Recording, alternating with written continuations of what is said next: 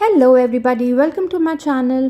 तो ओमकारेश्वर मंदिर के दर्शन के बाद हम चल पड़े उज्जैन के लिए और रास्ते में लंच करने के लिए हम रुके थे गोपाल मिडवे पे। ये एक बहुत ही पॉपुलर जॉइंट है इस रूट पे। भीड़ देख के आप अंदाज़ा लगा सकते हैं। नीचे ये इनका स्नैक्स काउंटर है, यहाँ हर टाइप के स्नैक्स अवेलेबल थे। समोसा, पोहा, जलेबी, मिठाइयाँ, चिप्स, एवरीथिंग वाज अवेलेबल। और यहाँ पे साउथ इंडियन भी अवेलेबल था। नीचे ये इनका नॉन एसी सेक्शन है और ऊपर एसी रेस्टोरेंट भी है। हमने अपने बैठने के लिए रिवर व्यू वाली टेबल बुक की। बहुत ही औसम नज़ारा था और इनका मेन्यू भी काफ़ी एलैबोरेट था।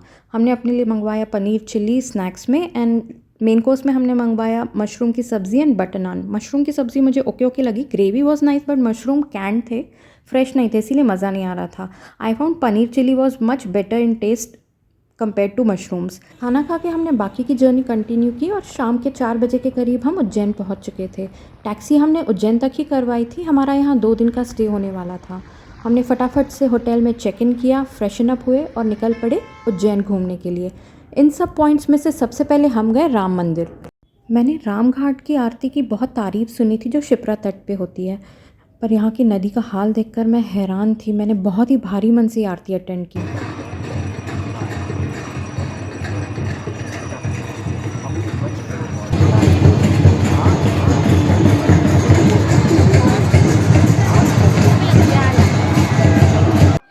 आरती के बाद 5 मिनट्स वॉकिंग डिस्टेंस पे हम आ गए हरसिद्धि माता मंदिर। हम यहाँ दीपमाला देखने आए थे जो रोज़ शाम को होती है।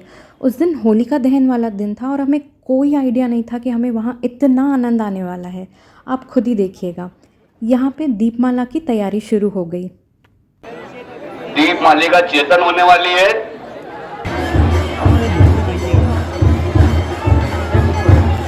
जितने गण में बैठे, जितने भी श्रद्धालु बैठे हैं, मेरे साथ बोले, बोल जयकारा शेरावाली दा, बोल साचे दरबार की, साचे दरबार की।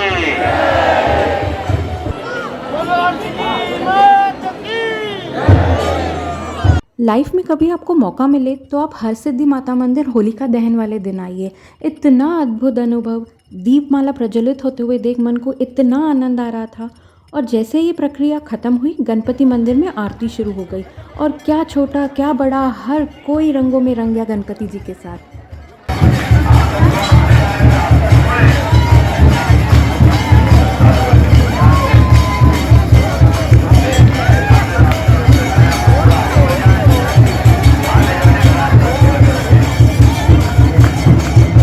गणपति जी की आरती के बाद हरसिद्धि माता मंदिर में आरती शुरू होने जा रही थी। भक्तों से खचाखच भरा हुआ था पूरा प्रांगण और पूरे उल्लास से।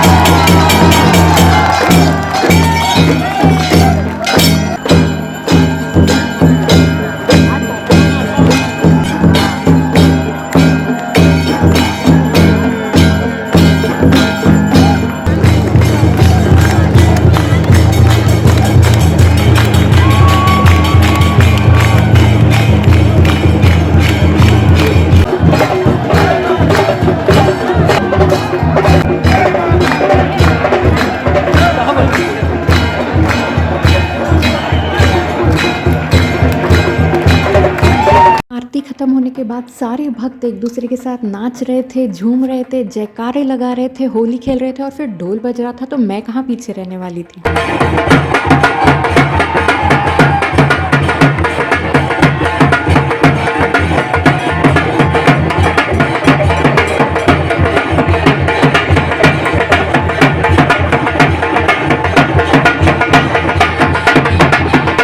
ज़िंदगी में ऐसी होली ना मैंने देखी है ना खेली है। बहुत ही अद्भुत अनुभव।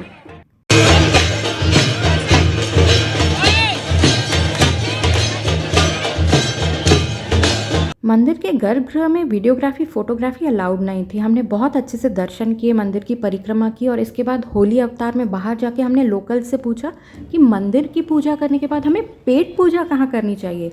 मेजॉरिटी लोगों ने कहा सत्युग सत्युग। हमने भी ऑटो ली और हम पहुँच गए सत्युग। भाई मुझे तो ये कोई मिठाई का दुकान लगा। फिर किसी ने कहा नहीं, इनका ऊपर रेस्टोरेंट है और इनकी एक होटल भी है, स्टे ऑप्शंस भी अवेलेबल है। भाई साहब 20 मिनट वेटिंग के बाद हमारा नंबर आया। छोटी सी रेस्टोरेंट थी इनकी, पर लोग लाइन लगा के रुके थे कि यहीं खाना खाना है। इतनी लिमिटेड मेन्यू थी उनकी, इसमें से हमने मंगा लिया मसाला डोसा, पाव भाजी और वेज थाली। मैंने सोचा पता नहीं क्या तोप होगी यहाँ की टेस्ट, पर बिल्कुल बिलो एवरेज थी। फिर मेरे दिमाग में एक ख्याल आया कि यार शायद हमारी चॉइसेस ही गलत होगी जो हमने आइटम्स मंगवाए। तो मैंने वहाँ के स्टाफ से पूछा भाई मीठे में क्या अच्छा मिलेगा। तो उन्होंने कहा कि यहाँ का स्टार डिश है जो इंद्रायणी, वो ऑर्डर कीजिए।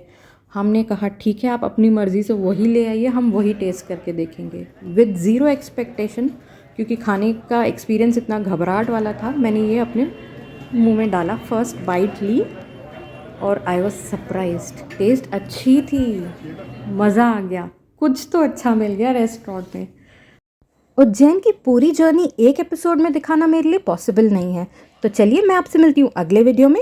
अगर आपको मेरा ये एपिसोड अच्छा लगा हो तो इसे लाइक कीजिएगा, शेयर कीजिएगा और अगर आप इस चैनल पे नए हैं तो इसे सब्सक्राइब कीजिएगा। तब तक हर हर महादेव।